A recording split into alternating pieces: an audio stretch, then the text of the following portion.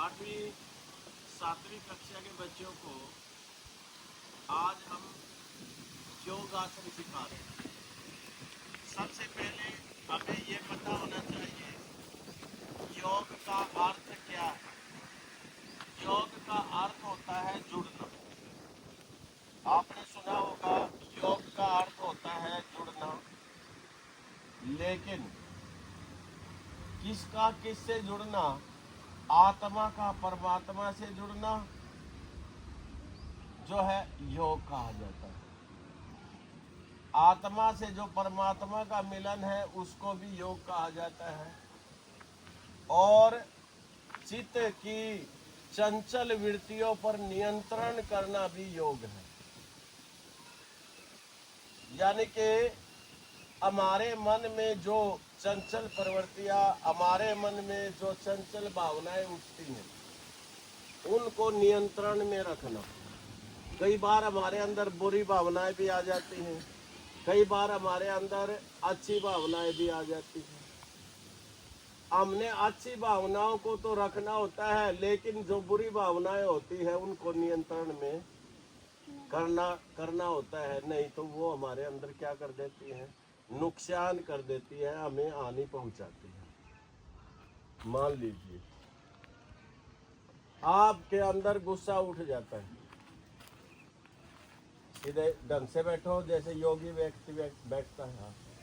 मान लीजिए आपके अंदर गुस्सा उठ जाता है, वो क्रोध की भावना, क्षण भर का क्रोध क्या है? पश्चाताप पर ले आकर छोड़ता है।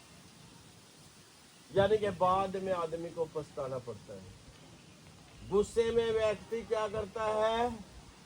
दूसरे व्यक्ति पर जब गुस्सा उतारता है उसके साथ लड़ाई झगड़ा करता है, उसे गालियां देता है, गाली गलौज निकालता है।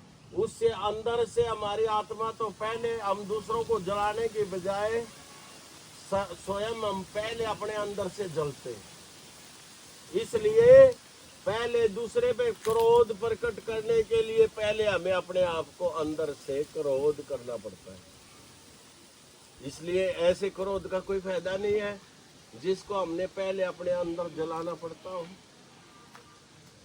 पहले हम अपने अंदर गुस्सा करें और फिर दूसरे पर गुस्सा करें।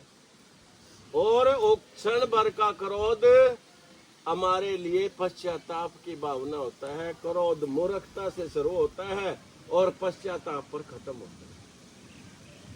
इसलिए हमें ऐसी ऐसी बुरी भावनाओं को, क्रोध है, ईर्ष्या है, एक दूसरे से जलना, ठीक है, लोभ है, मोह है, काम, क्रोध, मोह, लोभ, अहंकार, ये हमारे शरीर के विषय विकार हैं, बुरे विकार हैं। इन पर हमें नियंत्रण रखना होता है और उन बुराइयों को, इस तरह की क्या है, बुरी भावनाओं को दबाने का जो क्या है मूल मंत्र, वो क्या है? योग है। एक योग के माध्यम से हम क्या करते हैं?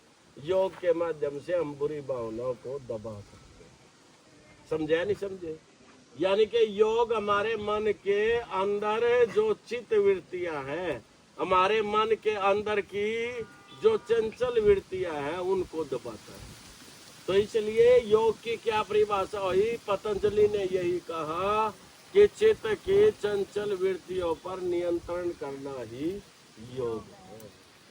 आत्मा से परमात्मा का मिलन ही योग है। यानी कि इसलिए बार बार बच्चों आजकल पाठ्यक्रम में हरियाणा सरकार भी, भारत सरकार भी गर्मी की जून की छुट्टियों में अंतर्राष्ट्रीय योग दिवस मनाती है और स्कूलों के पाठ्यक्रम में भी योग को अनिवार्य किया गया है ताकि बच्चों का जो स्वास्थ्य है वो ठीक रह सके, बच्चों के अंदर अच्छी भावनाएं पैदा हो, बच्चों के अंदर बुरी भावनाएं पैदा न हो, बच्चे काम कर सके, बच्चे सर्वांगीण विकास कर सके, बच्चा का संतुलित विकास हो, सर्वांगीण विकास हो। यानी कि बच्चों के अंदर अच्छी भावनाएं, सामाजिक सरोकार हो, बच्चे अच्छी पढ़ाई करें, उनका मन लगे, उन सब बातों को ध्यान में रखते हुए योग की क्लास लगाई जाती है। ताकि हमारे अंदर उठने वाली बुरी भावनाओं को दबाया जा सके। इसलिए योग आसन का हमारे जीवन में बहुत महत्व है। और एक ऋषि हुए हैं पतंजलि, जिन्होंने यही कहा है कि चित्त की चंचल वृत्तियों पर रोक लगाना ही योग है। एक वीडियो यहाँ तक बना दो।